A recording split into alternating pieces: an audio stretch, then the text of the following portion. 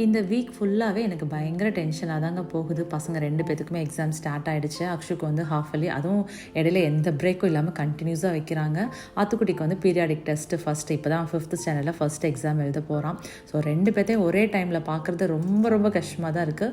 எனக்கே கொஞ்சம் ப்ரெஷராக இருக்கிற மாதிரி தான் இருக்குது. ஒரு 2-3 வீக்ஸாகவே அக்ஷுவை படிக்க வைக்கிறதுல அப்படி தான் போயிட்டுருக்கு. இப்போ இவனுக்கும் சேர்ந்து ஆட் ஆகிடுச்சா, ஐயோடா இந்த வீக்கெண்ட் கண்டிப்பாக எங்கேயாவது போய் கொஞ்சம் ரிலாக்ஸ் ஆகிட்டு தான் வரணும் அப்படின்னு நான் இவர்கிட்ட சொல்லிகிட்டே தான் இருக்கேன். ஸோ காலையில் பிரேக்ஃபாஸ்ட்டுக்கு வந்து இடியாப்பம் வாங்கிட்டு வந்திருந்தேன். ஸோ தேங்காய் அது மட்டும் திருவி போட்டுட்டு பசங்களுக்கு வந்து கொடுத்துட்டேன். அக்ஷுக்கு வந்து 11 o'clock முடிஞ்சிடும். ஸோ 10:45க்கு போய் பிக்கப் பண்ணோம்.